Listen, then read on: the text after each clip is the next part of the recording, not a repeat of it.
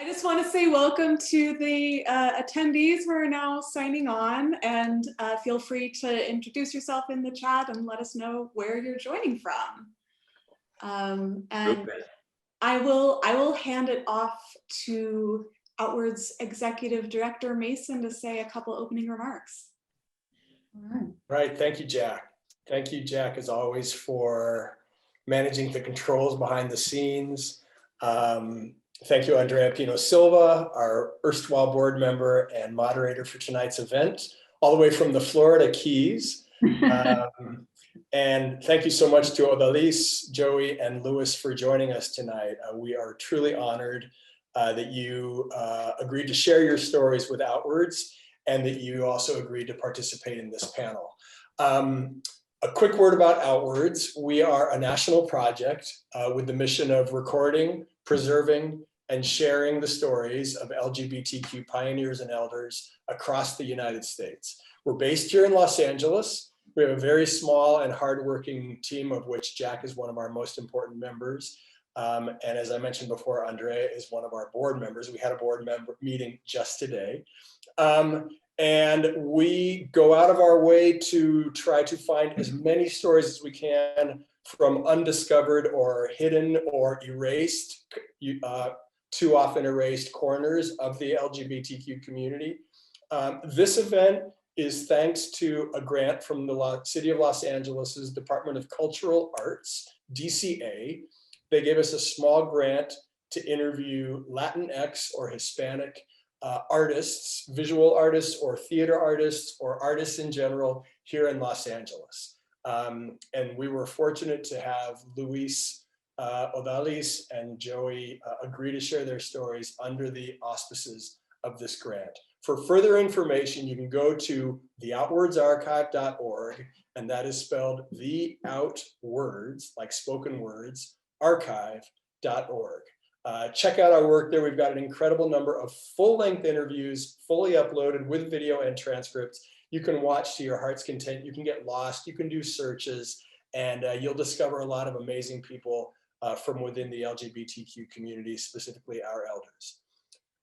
Without further ado, I do want to again welcome Andrea Pino-Silva. We're going to show you all a video, but before I say any more words, in fact, I'm just going to say, welcome, Andrea. Thank you for joining us. And I'm going to say adios for now. Thank you. Bye-bye. Hello, everyone. My name is Andrea Pino-Silva, and as Mason said, I am one of Outwords' board members. I am also a queer Latina from Miami, Florida. I'm 1.5 generation American. My grandparents, my mother's side, came from Holguín in Cuba, and my dad came as a child from Havana. So for me, my Latinidad and my queerness have never been something that can be separated. They have informed my queerness, have informed the way that I navigate the queer community. So I'm super excited and honored to begin conversation with everyone here. But I do want to give everyone a few seconds to introduce who they are, just so you can get to know who they are before they answer any questions.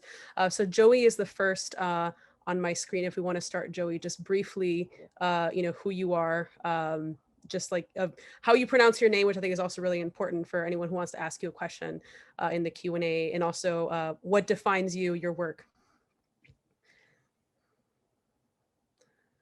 Joey, you're muted. Unmute, there we go. So I'm Joey Terrill, pronounced Terrill, Chicano artist, 2nd generation native Angelino. And I've always done work about my identity as a gay man, queer man, and being Chicano or Latino. Pleasure to be here. Thank you, Joey. Odalys, you're next. My name is Odalys Nanin. I'm the producing artistic director and founder of MACHA Theater, which is an acronym for Mujeres, Advancing Culture, History, and Art. I am a Latina lipstick lesbian. I'm very proud of what I do. I write plays, screenplays, short films, documentaries. Just go to machatheater.org. You'll see all my work there. Right, and then last, Luis. Hello, everyone. I'm Luis Jacinto. I'm a queer photographer, Latino.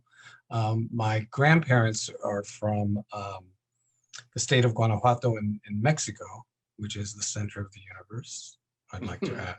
And my parents were born here in California. I was born in Bakersfield, and I left there in 1975 to move to Los Angeles and start my third year of college. And so this has been my home since then. And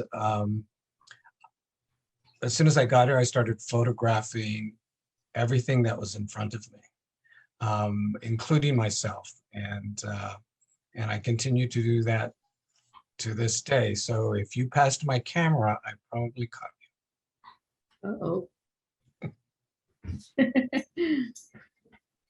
Thank you all for giving us a brief introduction. So I'll start with you, Joey, but this is a question. Andrea, before we get into the conversation, we have a compilation video of our subjects to share with everyone. Okay, we'll do that next. Okay, great.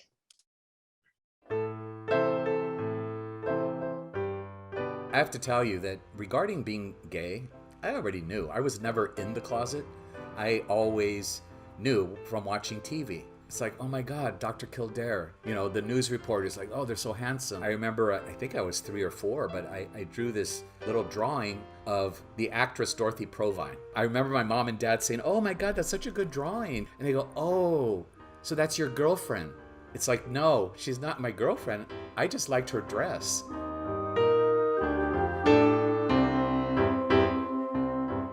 Cuban-American, I'm Latina. My father, which I love very much, but he was very, Cuban. And I remember I had my first boyfriend, and he said to me, even though you know more than him, just pretend you don't, okay? And I go, what? I thought that was hysterical. Let him feel like he's smart. And I go, oh, that's not going to work with me. It never did. So here we are. When I moved to Los Angeles and started Cal State LA, previously in Bakersfield, I was involved with the United Farm Workers on campus. So I continued doing that in Los Angeles. So some days I'd be sitting at the United Farm Workers table, and then some days I'd be sitting at the Gay Student Union table.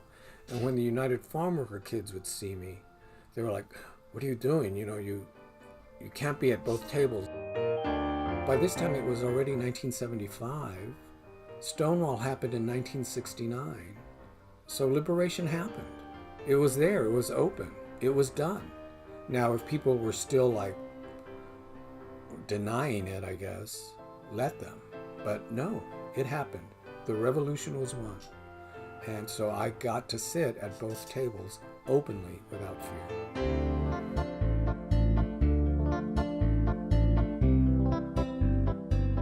The way I came out in terms of being out in my career world, because as an actress, especially back then, you could not come out. You would be really ostracized. You would be blacklisted. The way I did it is through my writing. I started writing plays and screenplays, and I remember the first production was of a romantic lesbian comedy called Love Struck, which has become a landmark play in the lesbian community here. I did my own translation of Blood Wedding, which is a very classical Garcia Lorca play that is done in 1930s. So what I did is I cast the maid in Blood Wedding as this cute little chubby old man dressed as a woman. And I always wanted to play Leonardo, so I cast the part of Leonardo. Back then I asked for a grant, and the grant was denied. And the letter that I still have, it said, we don't think that it's necessary to do a lesbian adaptation of Blood Wedding. And I just kind of took the letter, put it in my file. I used my own money. I produced the play, and we got Critics' Pick in Backstage West. My work from the start of doing silk screens was images of lesbians, gays, me, my boyfriend Roberto, and I just pursued that from the start. My art was marginalized within the Chicano community as being too gay or queer, and that it wouldn't sell. That was something that I also, had to contend with and deal with. There were times in my paintings where I would exhibit in gay spaces, like a Different Light bookstore in Silver Lake. I was glad. That's where I would meet other Latinos and Latinas who were proud and gay or lesbian as well. And that was how I developed a network of, artistic circles of, what we would call queer Latinx today. One of the strategies for my making art is that I'm going to make it personal and confessional, warts and all. And sometimes my work would be graphic, not necessarily showing the sex act, but, nudity and nakedness, but from a personal standpoint. And I used to get sometimes criticism that, gee, you're so self-absorbed. You're always painting yourself. Are you conceited or what? And I said, well, no, every, artist that's worth anything is putting something of themselves, even if they're doing abstractions, into their work. Well, my first body of work was the punk rock music scene in Los Angeles in the 1970s. Probably the most iconic image is Alice Bagg, who is the lead singer of a band called The Bags. Here in Los Angeles, I think that the punk rock scene reflected the city itself, which is extremely diverse. Everybody was there, both in the bands and in the audience. Boys and girls, queer, straight, in between, black, white, Asian, brown. And they weren't talking about, destruction of property. They were talking about destruction of injustice. They started the Sunset Junction Street Fair in 1980. So they hired me to be their official photographer for the fair for 1981 and 1982. Because of that, I was able to document the queer community working with the gang-involved youth in those communities side by side to celebrate everyone in the community. First of all, I created what is called Latina Theater Works. And then MACHA Theater is an acronym. It's called Mujeres, Advancing Culture, History, and Art. I was able to acquire a space, which I took over in 2007 in West Hollywood. And I remodeled it. I basically saved the theater because it was going to be demolished, turned into a parking lot, condos, who knows. And I've considered myself very blessed and lucky until, of course, in 2017, it was sold. And it was very emotionally, painful because I had been there for 11 years. But what I realized, and I told this to the landlord, I said, you know what, you can keep this building. The theater is in my heart. And I was nomadic before, and I can be nomadic again.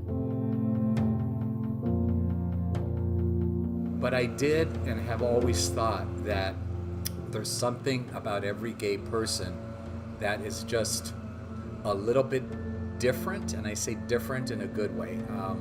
When I was working on Skid Row with the homeless, the duly diagnosed homeless mentally ill, I was surprised at how many of the social workers, case managers like myself and other people were gay and lesbian.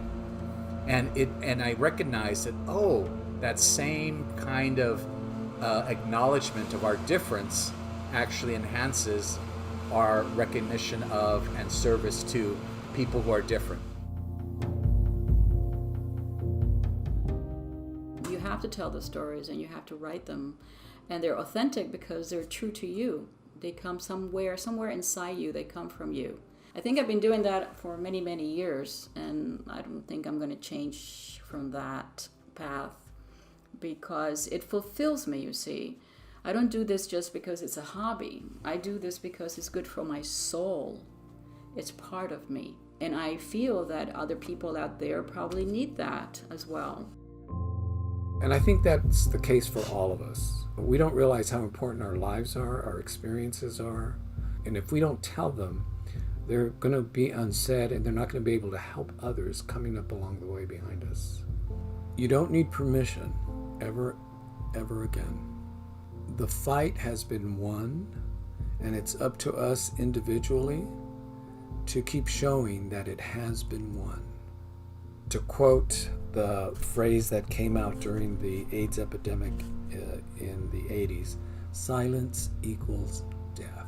So shout as loud as you can every single time.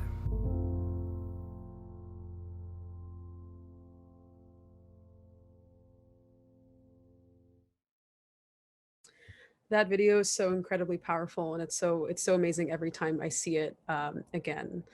So I'll welcome all panelists back whenever they come back on camera. Welcome back, everyone. So I will say that I had the privilege of interviewing Odalys and Joey.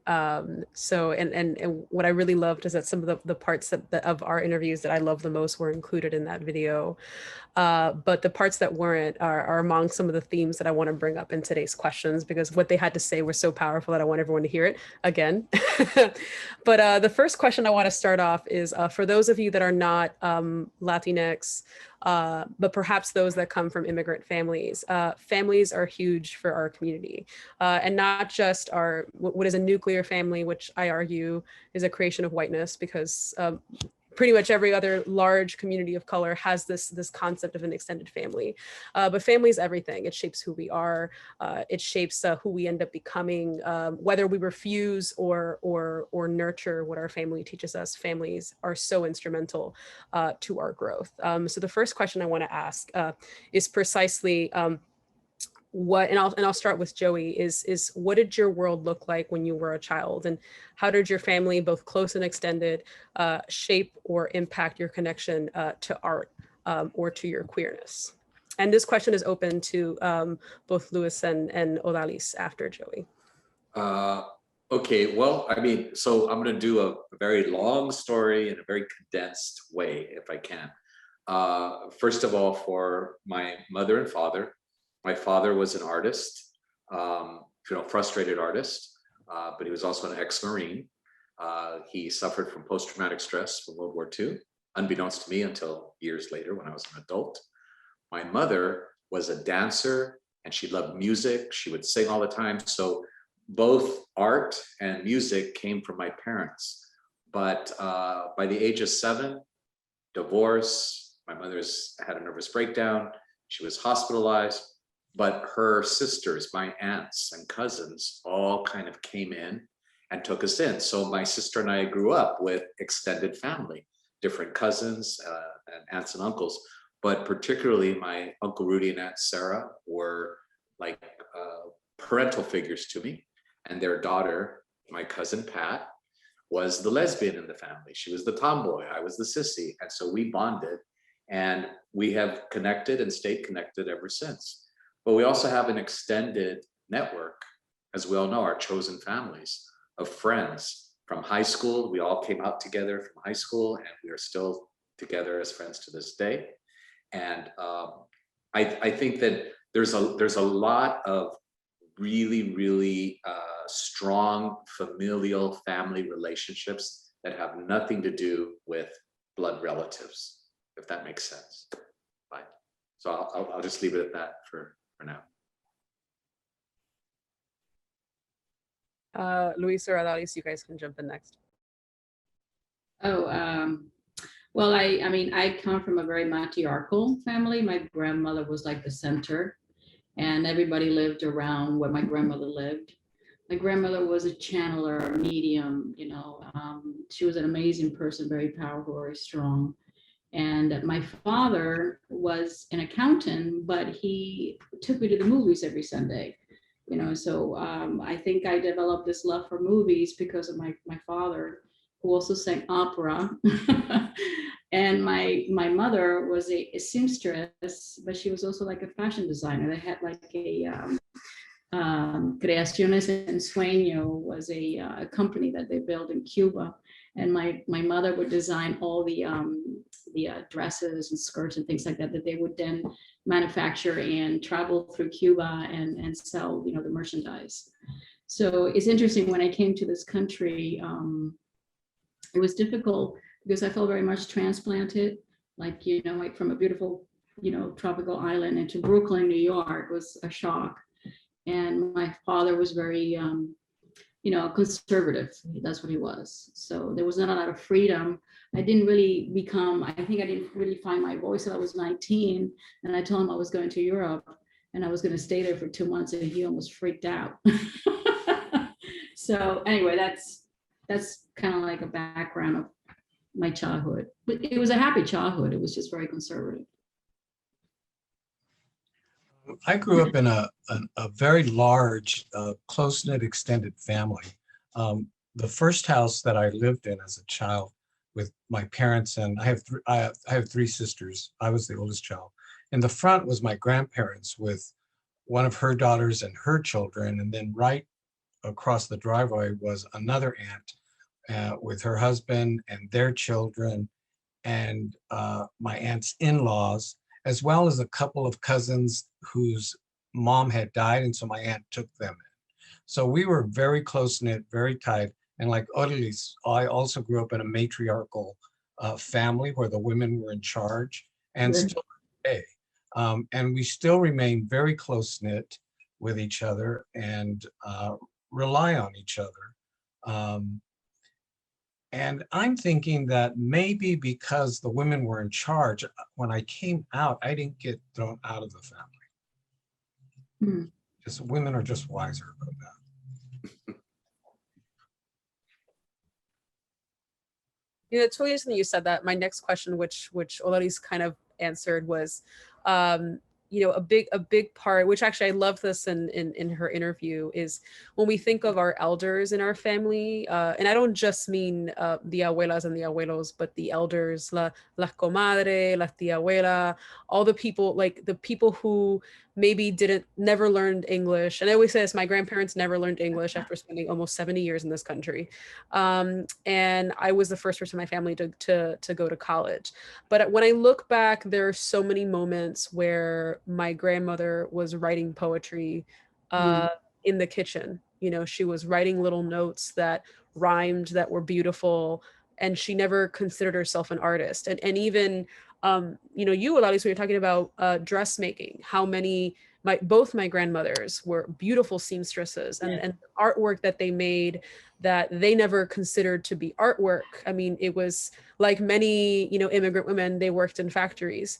And I often, when I look back now, and I was blessed enough to grow up with all four of my grandparents, is how much of their work, the stories that they brought from their grandmothers and grandfathers, informed my own writing, my own theory building, right? So I wanted to make a little space for you all to tell me a little bit about if there were any elders.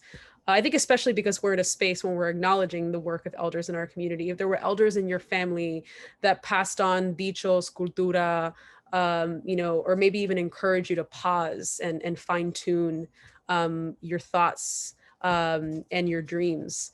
That inspired you and that nurtured your talents, and maybe they didn't give you a brush, right, or they didn't take you to a play, but the moments that you shared, you know, maybe gave you a bit of a spark. So I just wanted to make some space for that. If any of you have anything to say about elders in your childhood that maybe sparked a little bit of your appreciation for art. Anybody can answer. You know, my mom was a great storyteller. She was the last child of 9 children. So she was the one who passed on the family's stories. They were wonderful stories. Her artistic outlet was decorating the house beautifully, having us kids as we got older every 6 months, rearranging the furniture, you know, through her direction. She also involved us in folklorico in our church, which was really great. I loved that. And the director was really creative. And also other stuff in the church. I was raised Roman Catholic, like, you know, reenacting Las Posadas. So one year I got to be Joseph, and, you know, just all of this stuff. And it was very creative. And then one of my mom's sisters would make all of our outfits for us. So we saw that coming through. I remember my grandmother, the one who lived in front of us, that was my mom's mom. She used to embroider, and so she would make these doilies. You know, I don't know if you all know what doilies are, but they would be huge to put on the back of the sofa, and also as little placemats for the coffee tables in the living room. So they were very creative and would show it in those ways. In terms of the traditional arts, like a painter, a writer, things like that, none of that. But my mom did I think because of her political interest in politics, she would subscribe to Look magazine, which was would come to the house every 2 weeks, and it was filled with photographs. It was a huge format magazine, and I would devour it. And I think that's where that exposure that she gave me to that magazine really, led my way to photography. If I can I'll just say that, I mentioned that my dad painted. He was an artist. And so I grew up with some of his paintings, but he also did silversmithing. And his family was, his parents were from Cananea, my abuelos, who both died relatively when I was relatively young. But he had, six sisters and one brother. And all of them in that family, the Terrills, whether they were in Tucson or Cananea, all had some kind of artistic hobby or craft, whether it was glazing tiles, whether it was making jewelry, silversmithing. On my mother's side here in LA, not so much. I had my mother was one of six sisters, so I grew up around a lot of my aunts. And they were from Los Angeles. And so the stories that we got were about what it was like in the 1940s, what kind of music were people listening to, swing and dance steps, things like that. But I definitely picked up from my dad painting, and I would watch him when he painted. I would then imitate him. And I just always thought that, well, that's what dads do. But I found out that no, that's not what they do. He also made our furniture. And when I say our furniture, my parents in the 1950s, everything was, very modernist. So we had a boomerang shaped table that he had made with black wrought iron that was bent. I mean, it was very, very kind of modernist. And I always appreciated that aesthetic. So yeah, that was just my dad for painting traditional arts and making furniture, and then my mom singing, always with and she cooked really well, at least initially. But Cooking is an art. Just want to go ahead and acknowledge that. yes, it is. I agree. My mother is a great cook, although I never learned to cook, but she's amazing. That's one of my favorite things when I go visit her. She does the best dishes. I think that my father indirectly was the one that influenced me the most, because I would go with him every Sunday to go see these movies, and they were in black and white from Hollywood, Clark Gable, Cary Grant, all these amazing actors. And then he would tell me about the story in the movie and, what actor was married with who and all the gossip. And it was, I guess, through his storytelling that I got very fascinated with that whole entire world. But it wasn't something that the family would, do it as a career. You had to be a teacher, a doctor, a nurse, I don't know, something like that, an accountant. So what really did it for me, I think, my writing, I started writing poems when I was a kid. I don't know why, I just started writing poems. And then I think the poetry developed into storytelling. And then when I went into college, I met this professor who basically changed my life. He wasn't blood related. He was just one of his theater professors. And I went and auditioned for him for a play that he was directing. And he asked me to go back to his office, and he sat me down in his office, and he said, I think you have a gift. I think you have a talent for this. You should pursue it. And this man, he looked like Santa Claus. He changed my life. I swear to God, I was going into political science because that's what you're supposed to be doing. And then all of a sudden I was in the theater department, doing all these amazing plays and productions. So yeah, it changed my world. Professors are very important, teachers. They are. They can literally make or break. I can tell you that for me, definitely there was a period where I was even struggling as to whether I could even make it at university. And we're definitely having the validation of educators goes a really long way. So the reason I asked about your families and where art showed up is I think that one of the things that I have really struggled with is feeling like I live in two worlds. And when this always comes up at Outwords because I'm the youngest board member. I'm no longer the youngest generation, but you know, even growing up in the 90s and 2000s, it's still being out and queer in my community felt very far away. And sometimes it still feels very far away. So I have been out for over 10 years, and this is the first time I have brought home a partner to Miami ever, right? And my family knows I'm queer. Anyone who has me on social media knows I'm queer. It's not difficult to find out, but I still feel like I navigate and kind of like Odalys. I'm not wearing lipstick right now because I'm too burnt, but you know, I navigate as a femme cis straight woman. And that's and in Latino spaces, I have light eyes. You know, I'm the person who's asked, you know, when are you going to have a child? When are you going to get married? It's always been really interesting to feel whether or not I want to address the elephant in the room, the I've been queer, I keep telling you I'm queer.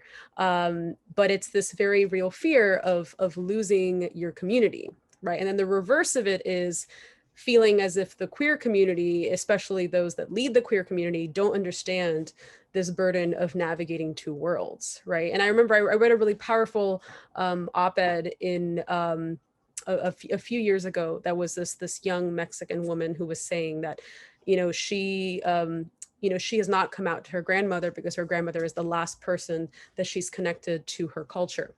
Right. And she's unwilling to let go of that tether. So what I'm asking is, have any of you felt as if you have had to live in these two worlds, right?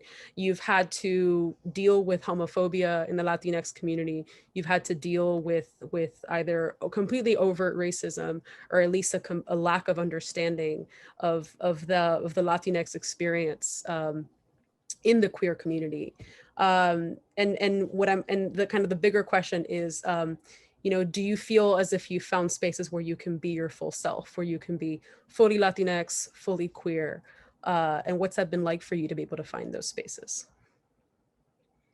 And let's start with Odalys. Well, I've always lived in two worlds from the 80s to the 90s. You know, you couldn't go out, you couldn't be out, period. So I never had an issue being who I was, but I knew that I had to protect my family. They expected certain things from me and, you know, get married, have children, when are you going to give me a grandchild, things like that. And I would always say, I'm very busy with my career. And I moved to California. They lived in the East Coast and I lived in California, and that gave me that distance.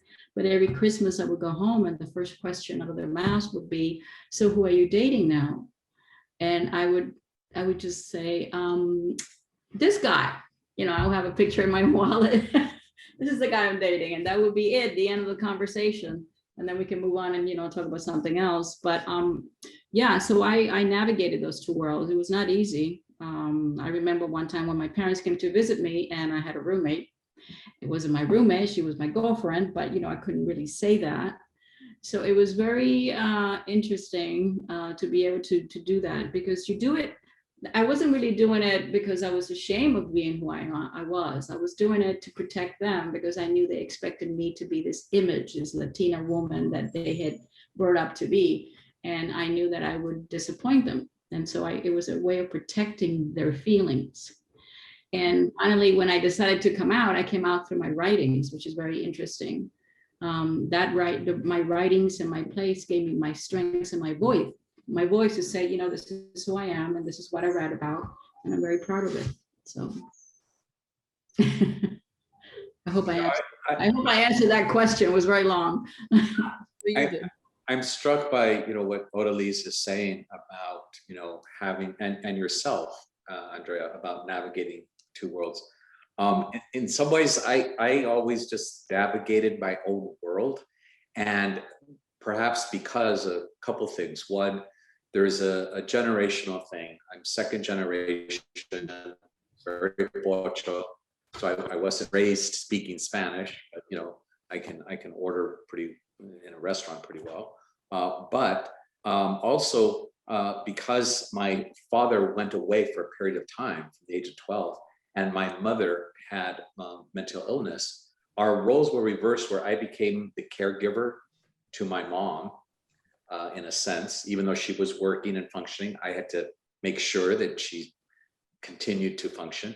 There were times when she had to be, submitted to a hospital for her mental spells or issues. But it gave me a sense of being independent, and nobody's going to kind of tell me what to do, so to speak. And even at an early age, the age of 12, my aunts and my mother's sisters would say to me and reinforce, well, you know what, your father's not there now, so you are the man of the house, right? And you have to take care of your mom, and you take care of your sister. I took that very seriously, and that was my role. But in doing that, it was like, well, you know what? If I'm the man of the house and I'm taking care of my mom and my sister, why am I going to pretend to be something that I'm not? And in the course of engaging with family members, there would be those kinds of times. How come Joey's dressed like that? Doesn't that look kind of gayish? Blah, blah, blah. Like, yeah, well, guess what? It's because he is, right? And then those family members or cousins that had issues or were homophobic, well, God bless them. And I had no real room or space in my life for them. I know my mom loved me. I know my sister loved me, and that was okay with me. And then those family members that accepted me for who I was, we still to this day are, family. So it was a little bit different. And I saw other friends who were living at home, and because their father was there, it was a very macho, they were closeted for their own security, for their own safety. And I just remember thinking as a teenager, God, I'm so glad I'm not having to deal with that, specifically. So that was a little bit unusual compared to a lot of my other friends at that time as teenagers. I also was glad that I grew up in LA, where there was a network of queer youth, queer teens, Metropolitan Community Church, the gay youth group. There was the Gay Community Center, another gay youth group. I was on the Speakers Bureau. I'd go and speak at high schools. So I was kind of out in a much earlier, in a much more forceful way, at a time when a lot of teenagers in my own world were still needing to stay safe and closeted for their survival, or because they respected their traditions and their family. So I moved to Los Angeles in '75. It was October, the start of the academic term. So the following spring, '76, during one of my visits home, I came out to my parents. I had already been out, before I left town. And of course, it didn't go over well, but I told them, after I told them that I was gay, I said, and the reason I'm telling you is because I want you to hear it from me and not some exaggerated story about me that isn't true. And this way, So, but still, it was tough on them, and it took a while. But as the years went by, I think when they saw that I didn't become like a prostitute or a bank robber or a grifter, that I was a responsible citizen, the thing that they just hoped I would be, working, getting an education, being responsible, all of those things. Then they saw, okay, yeah. And then I think personally, I just somehow knew that my mom must have had a chat with the parish priest. And I'm assuming he told her just what I said. Well, he seems to be, an upright citizen. You don't have to haul him out of jail, blah, blah, blah. So I think that gave her some peace of mind that my soul was going to be saved. And then as the years went by, it was just accepted. I wasn't concerned to be accepted by them, but all I needed was their acceptance and love of my partner. And then the rest of my extended family just fell in place and did the same thing, And And, you know, my partner has been there. He's part of our family. When I'd get an argument with my mom, she would say, well, I'm going to call up Ken and talk to him. So I feel really lucky in that aspect. But, you know, it was still tough and scary to have to come out to them. But, you know, I had to jump in and do it. If I can follow up, can we continue a little bit? I want to follow up on what Louis was saying. There was a point when I was 15 where I actually, for the first time, verbally came out to my mom. I was already out. I had a circle of friends. She didn't realize it. And one day she was, you know, she wasn't in the best of moods, and she was sweeping and cleaning the house, and she was just saying, you don't help around here. You need to pick up your room. You know, I was a teenager. I was 15, and she's like, you know, granudo, look at your hair and the way you dress. She goes, you know, you look like a queer. Is that what you want me to tell people, that you're a queer? And believe me, I had planned how I was going to sit with her and explain things, and in our support group for gay youth, I knew what I was planning to do. But instead, when she said that, you know, do you want me to tell people you're queer? I said yes, because I am. And the minute I said it, I was like, oh God, I wish I could. That's not what I planned. That's not what I planned. And the look on her face, she just was crestfallen, and she immediately just started tears, and she sat there. And I was going over to approach her to give her a hug. And she said to me, I'd rather you be a murderer. I'd rather you be a heroin addict than to be a maricón, than to be, you know, and whew, talk about, you know, just it speared me. But I also knew that my mom was frail. And so I said, Mom, you don't know what you're saying right now, whatever. If it wasn't for your sister, I would kill myself. Okay, that was, you know, that was the conversation. Now from there, it did get better slowly, but it took a while. You know, fast forward a year or two down the road, oh my God, my mom, you know, loved all my friends. And she would always ask me, she's like, Joey, but how do you know? How can you tell that somebody's gay? I said, Mom, I said, you know, there's gaydar. She's like, I'm not gay gaydar. What are you talking about? And I said, Mom, you know, when there's somebody there and it's a man, and if he looks at you just 1 second too long, much longer, you know that, oh, they're checking you out, they're cruising you.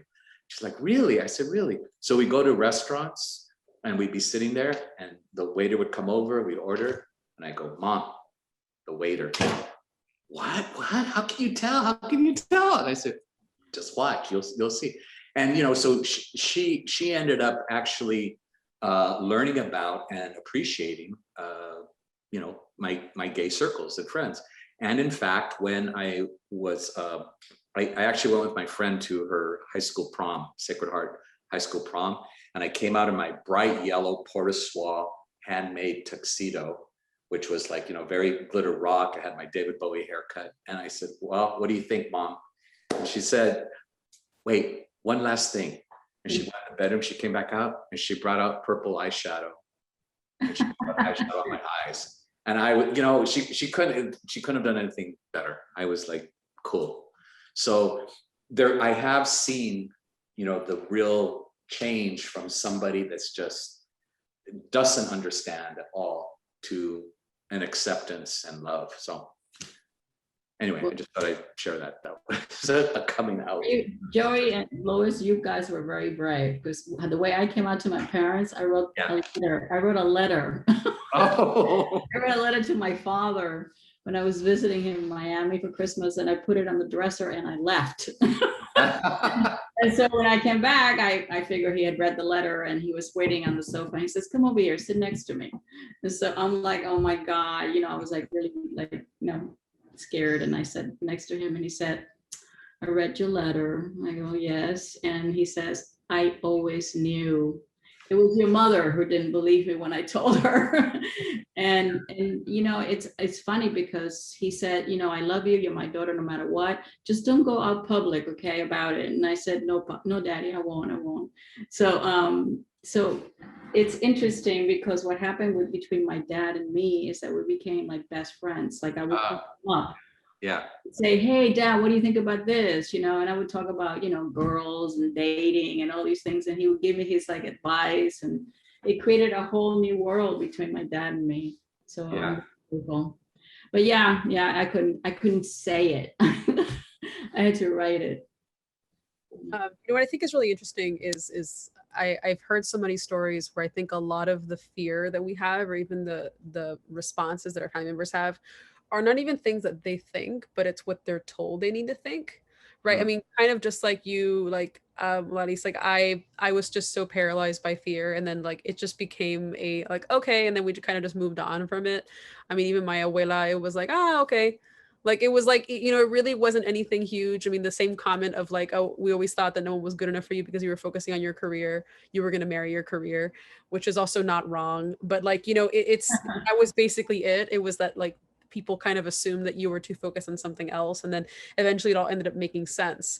But I do want to say that none of you touched on the other half of the question, which was the reverse. Is and actually somebody also asked in the Q&A, is if you have experienced either racism or some type of institutional barriers within the queer community. And I think what's really interesting is, and I had said it earlier, is I felt like I had to run away to be out. Right. I felt that I had to go, and I did move to LA. I lived in Silver Lake, and I enjoyed my time in Silver Lake. But I have personally experienced that, you know, whether it's watching queer films or reading queer books, a lot of mainstream queer stories I just don't relate to at all. Right. And that's because it almost, you know, it either it tells the coming out story as something that you do once and you never experience again, which like for femme women, coming out is a daily process. Literally, you will always continue coming out if you pass. Right. And I think especially if you are a person of color, it assumes that like, you know, that other part of you doesn't blend into your queerness, right? So what I wanted to ask, and also to bring in the audience question, is have you found that either the intolerance or like an inability to understand your full experience as a Latinx person in the queer community? Have you either like dealt with overt racism, or like have not felt included, or have felt like you're the only person who is like you in queer spaces? Well, as an actress, you experience that. I mean, that's just part of it. You know, I have olive skin, so, you know, the parts that I could only audition for are, you know, Latina. And back then when I was auditioning, there were maids, prostitutes, you know, prisoners, you know, drug addicts, all these things. It's one of the reasons why I decided to establish my theater company and do Latina lesbian plays. And so what happened is when I started doing the Latina lesbian plays within the community, the white community, they were saying that nobody was going to come see my plays, that there was not an audience for my plays. And I just smiled and I said, well, I'll prove you wrong. You know, and then I proceeded forward and did what I thought was right, because there was a community. We just were not being represented, you know. So in some ways, that discrimination that I was experiencing, or that rejection, kind of gave me the fuel to say, no, you know, there's another point of view here, and you know, I have stories to tell that other people want to see, and that will connect with my, you know, olive skin and Latina face, you know. So yes, I have, and it wasn't easy. It definitely was a big challenge. But I used it in a positive way. I never let it get me down. I always said, well, it's okay. That's what you think now, but you know, I'm going to do what I need to do now. So I don't know what you guys experienced, but that's how I dealt with it. Yeah. Well, you know, I'm not from Los Angeles. Oh, I'm not from Los Angeles. So when I moved here, I thought, man, this place is like segregated. You know, nobody hangs out with each other. And that wasn't my experience growing up in Bakersfield. You know, everybody hung out with everybody. When I got here, everybody was, you know, only brown kids, only black kids, only white kids. But I didn't know how to do that. So I just kept having everybody as my friends. And, you know, in terms of the art scene or anything, no, you just went and I just did it, you know. I didn't have that because I wasn't from here. So I didn't know that I was supposed to just hang out with the brown kids, period, you know? So I just didn't. But of course, I remember going in the 70s, going out to the, you know, there was this one West Hollywood disco where I would go.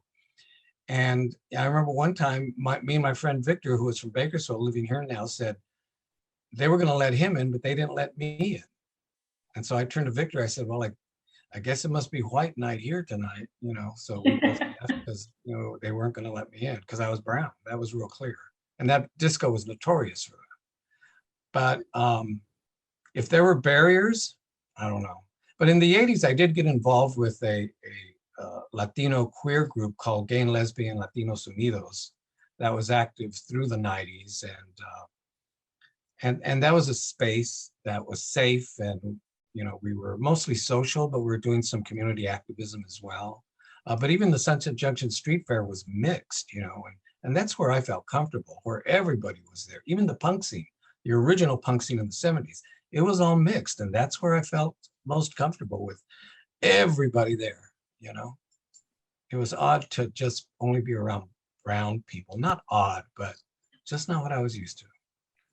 So I guess I kind of lucked out, or my blinders made me luck out.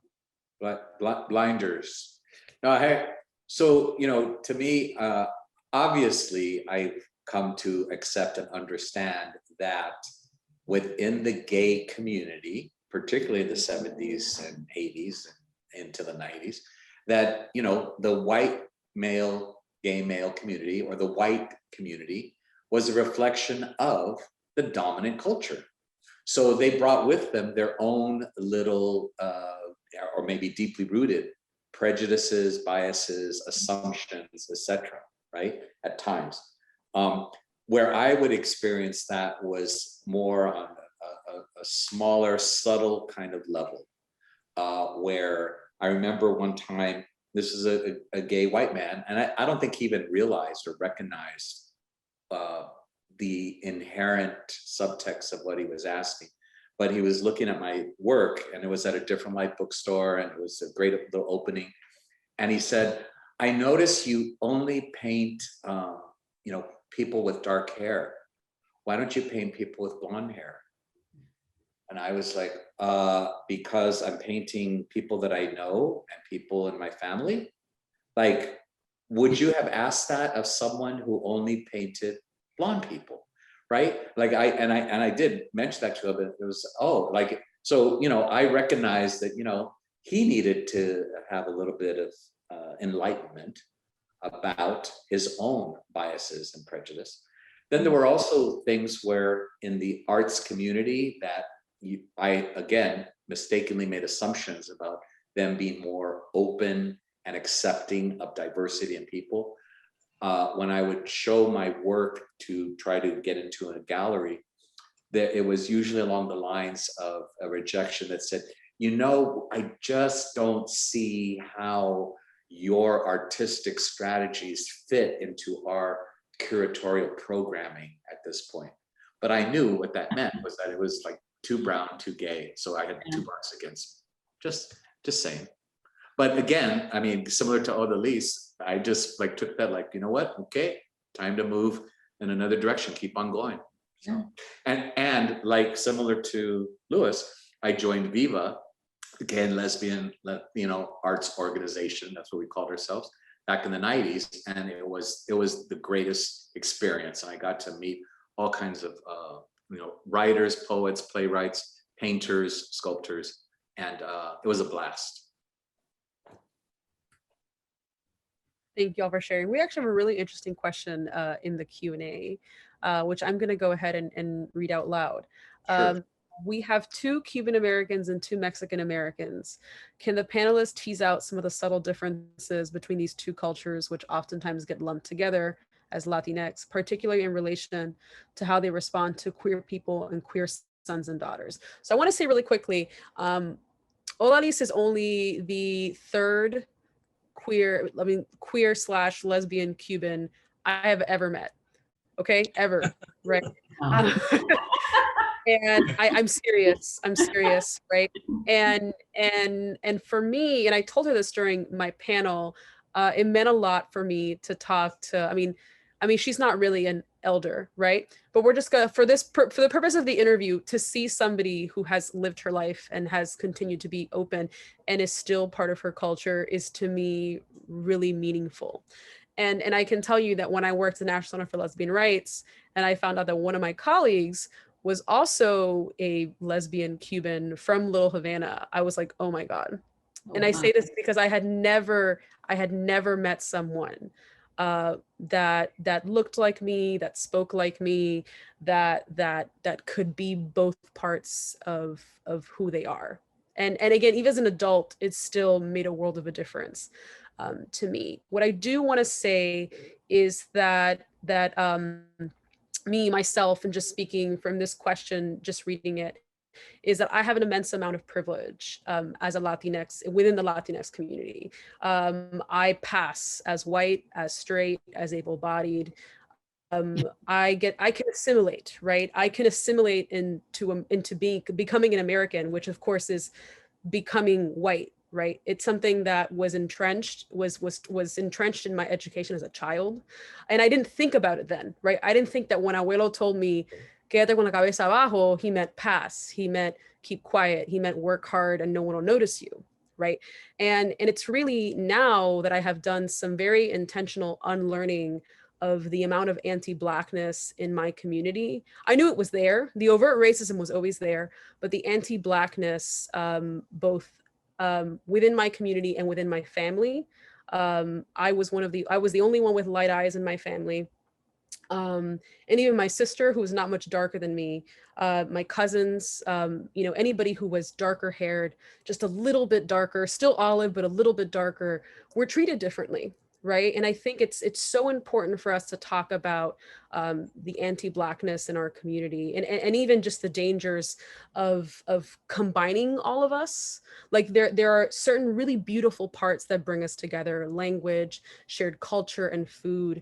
But it's so important for us to talk about that not all Latinx people are treated equally at all. Some are not even welcomed in Latinx spaces. And in particular, folks who have been undocumented and have struggled with immigration. It's something that as a Cuban-American, I have never experienced.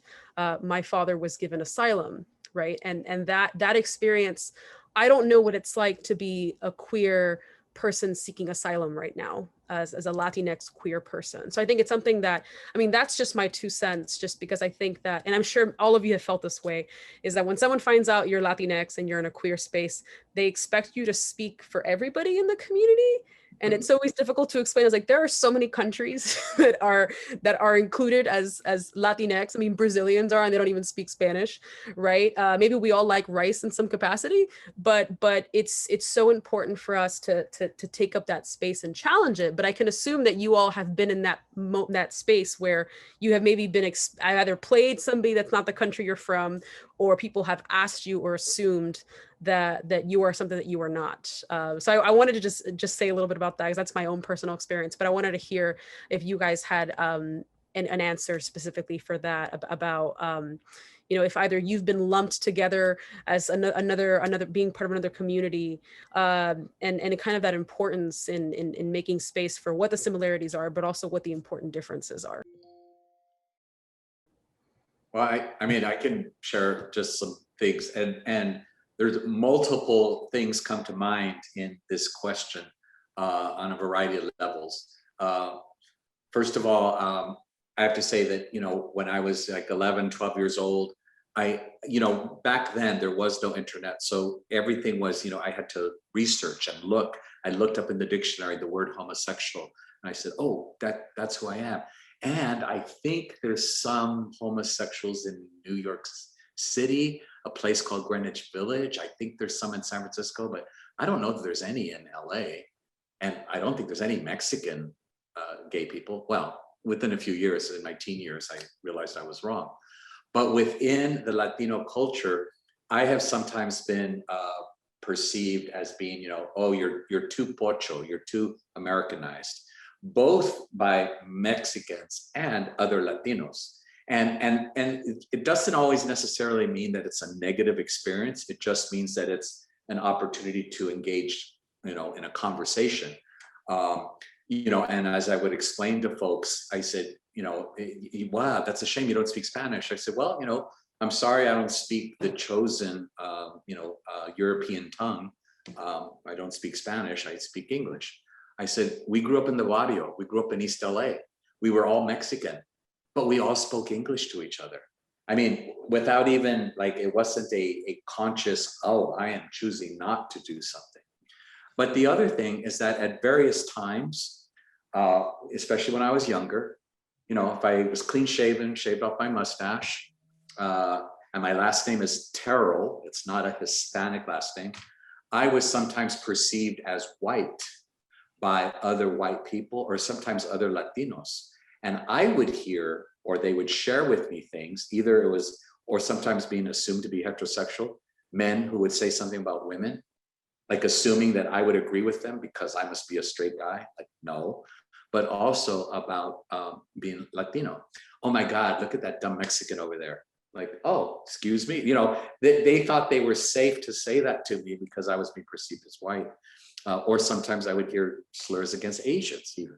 I mean, so it's just been interesting that I don't think it's the same as your experience of being able to traverse between different communities, but I have noticed that I will be perceived as white, and that brings out a certain level of, I don't know if you'd even call it privilege, but just the way people talk to you or choose to.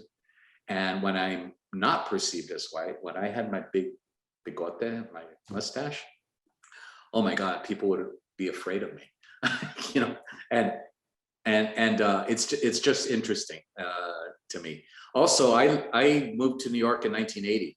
So I was in the East Village and I knew lots of queer, Latina, Latinx, lesbians, lipstick and butch. I had a whole entourage of friends and stuff from the department store that I worked in. So that was a great time in New York for me. But anyway, that's what I'll share. Well, with me, if you look real close, you can see that nopal. So there's no way of not knowing I'm Mexican. Yeah. And then if you look at me sideways, see that nose that looks like the beak of a Mexican eagle? There's no question about it. Yeah. You know what I found in the 80s was I found myself, because we all look different. We've been talking about that. Sometimes I would see somebody at a party or wherever it was, and I think, oh, they remind me of so-and-so, either another, Latino friend. And I would go, hey, hi, nice to meet you. Are you Mexican? And they weren't. It turns out that they weren't. And they were like, what do you mean? No. I said, well, oh, okay. Well, I was just asking because a friend of mine who's Mexican looks like you. So, and we all look really different. So I kind of would, I guess I ended up reversing the whole scenario where, because a lot of times, you might get, I guess folks are trying to, compliment you by saying, oh, you look Italian, or you look anything but Latino, anything but Native American Indigenous, or Caribbean Indigenous, and I never see it as a compliment. I see it as them thinking that they're,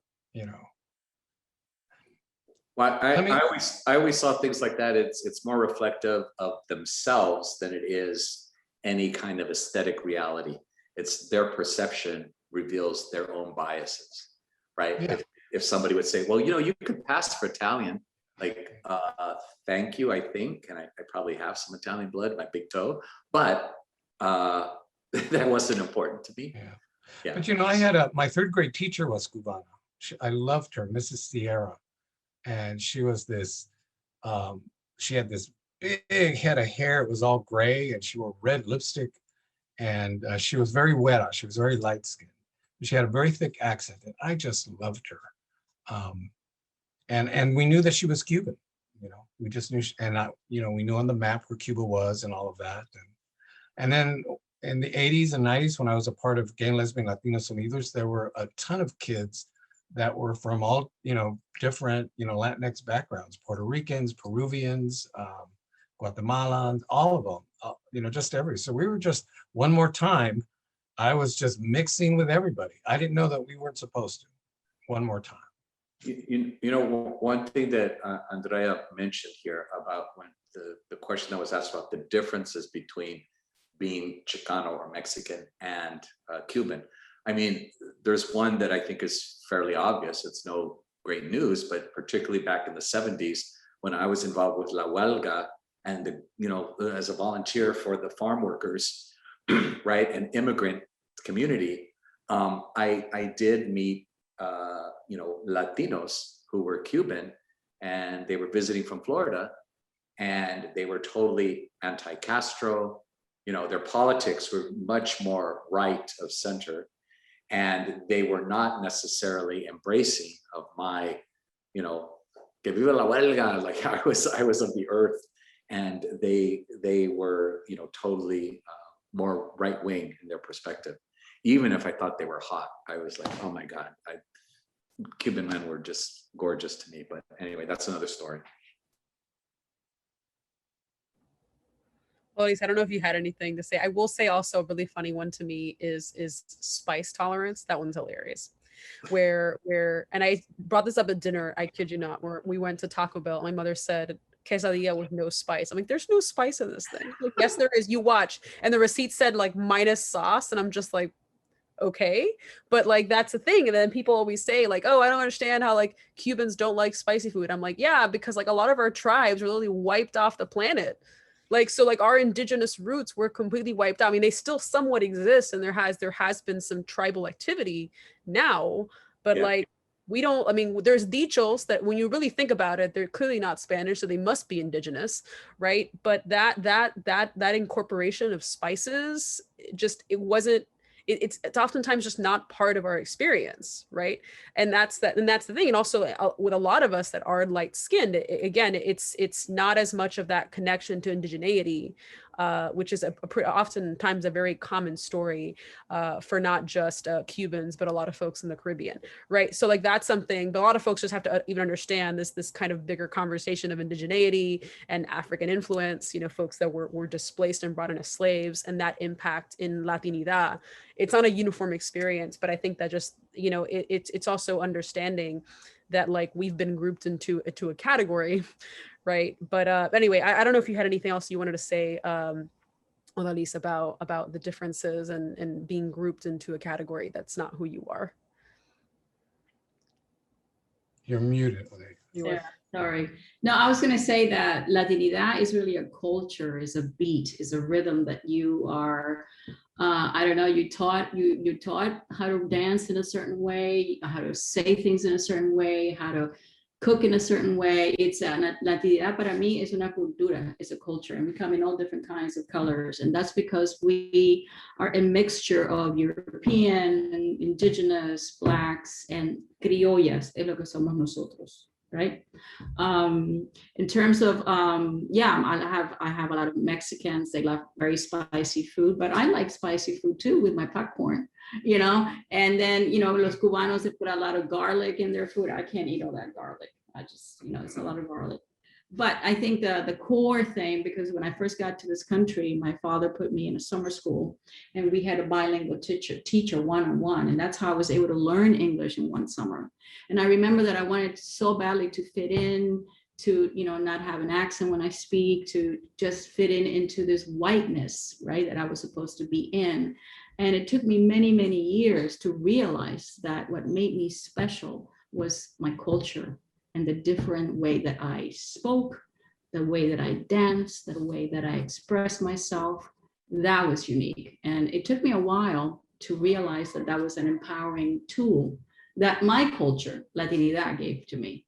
I didn't have to fit in. So when I stopped thinking I have to fit in, then I became my own voice. I found myself and my true being, which is el ritmo que llevo adentro de mi corazón. ¿Verdad? Esa Latinidad, esa cultura, ese sabor, right? That only Spanish can give you, because when I speak Spanish, I don't know, but it just comes out more, I don't know. more saucy, more passionate. I have no idea. I love Spanish. It's I'm a certified interpreter. I don't know if anybody knows, but I work with, so Spanish is very unique. It's a beautiful language, and I'm very proud of it. So I think that Latinidad es cultura, es la cultura. I also love ritmo. I literally added, I wrote that down. I'm like, that needs to be written down, because the way that you said it was so beautiful. And I think even when we think of like this racialization that again, like ignores the layers of Latinidad, it's hay latinas que son más latinas que yo, que son rubias, you know, but they, you know, puertorriqueñas, you know, and they speak this like, you know, Caribbean thing, or y mexicanas que yo veo que son rubias que la llaman fresa, you know, o tú eres una fresa, but you know, son bien mexicanas, you know, and they're very Mexican, very proud of their roots, and they're like completely like blonde, you know, so es una cultura, es el amor a la cultura latina, yo creo que es eso. Oh, I love that. We have another, you know, I can keep listening to you forever. 2.5 hours with you, I can keep listening to you. Okay, so I have another attendee question, and that's, all of you seem to have an amazing ability as artists and visionaries to keep what works for you while simultaneously being nomadic. You keep what works for you and discard what doesn't. Where and how do you think you came by this capacity? Anyone can start. I'll start real quick here, because I know in my particular case, because I've already mentioned my parents divorced when I was young. My mom had a nervous breakdown. She was hospitalized. I was the caregiver. So I lived with different aunts, uncles, and sometimes my dad. You know, it just depended on who was granted custody at the time. So by the time I entered high school, I went to 7 different schools. So, and one of the things that I realized or recognized that it kind of taught me was that I'm going into I'm the new kid in the class, right? With all of that, all of the fraught anxieties of that. And I don't mean this in any, I think you'll understand, the new kid in the class.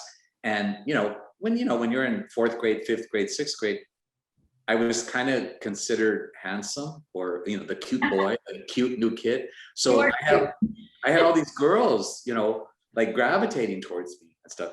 And so, and I was just naturally friendly and would, hang out. But I recognized that, be friendly, get to know people, but don't expect to hold on, because that next year you're going to go to another school. That was sort of, the way when I hear people who were raised as military army brats, where they moved around a lot, I had that same kind of thing happening, but all within LA and all within different cousins and families and schools. So I had a broader perspective on Los Angeles and engaging with people than I think some folks did, where they grew up on the same block. They went from kindergarten to high school, right at the same school, and they connected more to people. I was always a little bit more of a nomad, so to speak. And then if I can just say something here that this attributes going back to parents. And when I was 23, I went to visit relatives, my tias in Tucson. I hadn't seen some of them since I was 3 or 10 years old. And I also knew that my tia Josie was going to say to me, "Would you like to see your father? I hadn't seen him in 10 years. He hadn't connected with me at all, hadn't written anything." And she asked me, and I said, "Yeah." I said, "I'd like to see him, sure." "Oh my God, he's waiting. He thought you wouldn't want anything to do with him." And I said, No, it's fine. I said, "I'd like to see him." So we go, and right away go in a truck, and we started to talk, and he's apologizing, saying how he hasn't been close, and he's this, that, and the other. I said, "Dad, listen, before you go on," I said, "there's just one thing I want to tell you. I need to share with you." He said, "Okay." I said, "I'm gay." And he looked at me, "Really?" I said, "Yeah." And he goes, "I thought you were." I was like, "Oh, okay." And he goes, "Let me just ask you one thing. Do you ever let anyone put you down or bully you or give you, caca or whatever because you're gay?" I said, "No, I don't." And he goes, "Good. Don't you ever. You be proud of who you are." And I just remember thinking, okay, that's my dad, right? But that little conversation I mean, just stayed with me, you know, through the years. And no matter where I go, I've always felt like, hey, this is who I am, take it or leave it. You know, what you see is what you get. So nomadic, yes. Parents, maybe my dad wasn't always there for me, but in those moments where it was important, he definitely said the right things that made me feel like, okay, I am validated. So I don't know if that kind of, it's a combination of some of the questions that have been asked here, but. You know, when I was in high school, I realized that what was different between me as a Mexican kid and the other kids who weren't Mexican was that we didn't let go of our Mexican culture. We held on to it and practiced it and rejoiced in it. But we also then added to it the American culture. And I always thought, you know, if the white kids, if they were French, you know, they should still be French and American, or, you know, British and American. Mm-hmm. The way we were doing, we were Mexican and American.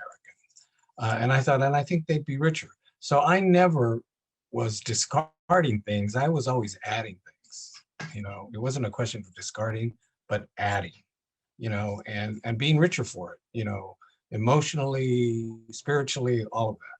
So for me, it wasn't a matter of discarding something, but adding to my life. That's what my family seemed to have done. And that's what I did too. You know, when you said that about, there were times in college and even late high school where I was, again, in support groups, gay youth groups. And I remember a couple of times there were some white kids, you know, American kids, who said, you know, wow, I love that, you know, you're so in touch with your, you know, your ethnicity, being Mexican, and, you know, your culture. And he says, you know, we don't have a culture being American. I said, no, you do have an ethnic culture. Everybody does. You're just not connected to it. Whether it's Irish, whether it's, you know, from Denmark or Germany or whatever. I said, you know, do it, explore it. It's there for you to do.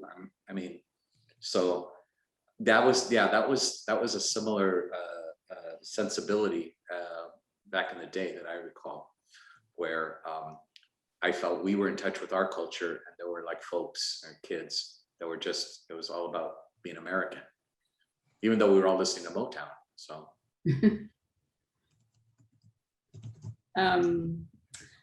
I think I found my strength to my writing, but also I never felt bad about being gay or being who I was. I felt like God made me this way. There must be a reason for it.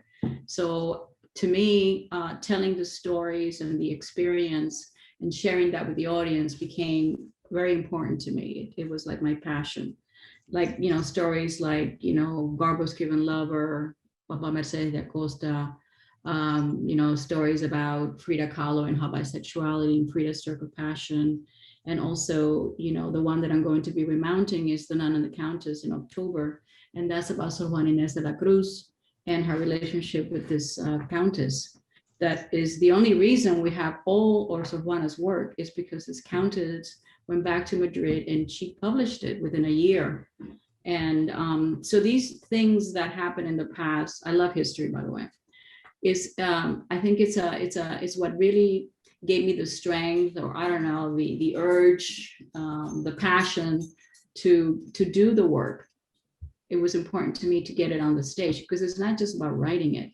It's about producing it so people can see it, so people can be enlightened and educated and learn about who came before us, and honor those people that kind of like, you know, opened the path for us. And here we are today. You know, a lot of people came before us. So I feel that that was very important to me. That became my mission almost, to tell those stories. Thank you all. We only have a little bit of time left, but I want to ask one quick thing, is that that we do have an audience question. If you all have any upcoming art that you'd like to share, if you can go ahead and type that in the chat or share it. And then the last question I want to ask you, and you don't have a lot of time to answer, I know it's a big question, but oftentimes we see queer protest as being, going to the streets, taking over buildings, and those are very important parts of protest. But is art also protest? And what does it look like for you? How is your art activism and crucial to your own story of activism and being a fully authentic queer person?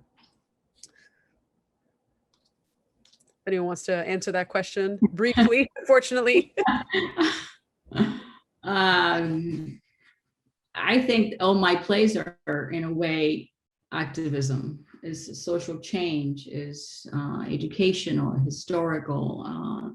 They're edgy plays, they're not commercial plays. I don't write musicals or write either dramatic pieces or, romantic lesbian comedies and things like that. And I think that you make a statement as an artist, I'm sure Joey and Louis agree, that we as an artist, we are like, there's no revolution without poets. And so the artist is that poet that creates that revolution through art. And I do it through plays and short films and things like that. And Louis does it with his amazing, paintings and creative talent. And Joey does it his way, but we're all poets creating this amazing revolution. That's how I see it. I couldn't agree more with Odalys. We're very different mediums. She's theater, drama, writing, plays, amazing. And I totally respect that. I'm more of the visual, painting and drawing and also sort of doing my own, like, especially in the 70s and 80s, doing my own, living my art performance, like as the Maricon identity, Homeboy Beautiful, you do these characters that would be out and open. I'll just share that right now, my current series I'm working on is my response to the castas genre from 18th century Mexico, which for those that aren't aware, I think it'd be fantastic for you to check it out. I was appalled when I learned about it about 10, 12 years ago, that artists from New Spain would do these paintings for a European audience to show how exotic the New World was. And they actually wrote on the paintings themselves the racial categories and designations or castes or castas of the individuals. So they would say La India con un español, igualmente, and they have the baby, and mestizo, negro. I mean, all these mariscos, all these terms. So I'm doing my series called Mi Casta es Su Casta, and I'm doing a contemporary version where I'm allowing the person I'm painting to self-identify their ethnic identity, lineage, but also, if they choose to, their sexual orientation and or gender identity. And I'm trying to do this in the 18th century style of painting. So that's where I'm at with that. And the ones I've seen are beautiful, Joey. Thank you, Louis. I appreciate it. And Louis, you and Ken, got to get in the queue if I can get around to it. That's wonderful, Joey. I think I have a lot of different themes when I do my photography. I'm still not photographing punk bands. That ended a long time ago for me. But at my website, I do have a section I call Think. I think that's what I call it. And that's where I have images that I think are a little bit more heavy-handed with social messaging. And I like to do those. Sometimes I just need to be heavy-handed and say, this is wrong, and whatever it might be. And then I have a section where it's all the pretty stuff. And then I have a section where it's a series of ongoing artist portraits. Joey's portrait is in that I did of him. I just, I do have a section, I'm socially conscious. My degree is in sociology, which I think made a difference for me, where I looked out into the world. That's what sociologists do. And so I put the camera in front of my eyes as I was looking out into the world, and that's what I would capture with that frame of mind. And I think that helps. So my work to a degree is about saying something, either to myself or to the viewer. But also as an artist, I want each picture, no matter how heavy-handed it might be, to look beautiful as well. Thank you all for sharing such amazing answers. I also looked up this castas things. I'm like, what? Mind blown. I always learn so much whenever I'm in conversation with folks through Outwords. So I just want to say thank you to the three of you for being in conversation with me and joining us at Outwords, and to everyone who attended today's wonderful panel. Mason, I don't know if you want to say anything else. But I just wanted to thank everyone for attending and to thank our panelists for their wisdom and for sharing so much of themselves and their work with everyone in attendance today. And thank you.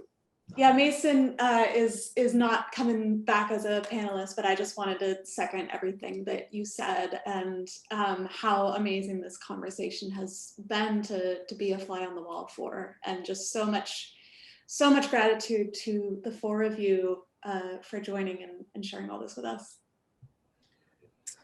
Well, thank you for having us. It's an honor to be in this panel with Joey and Louis. It's really wonderful to hear their stories and share this. Thank you.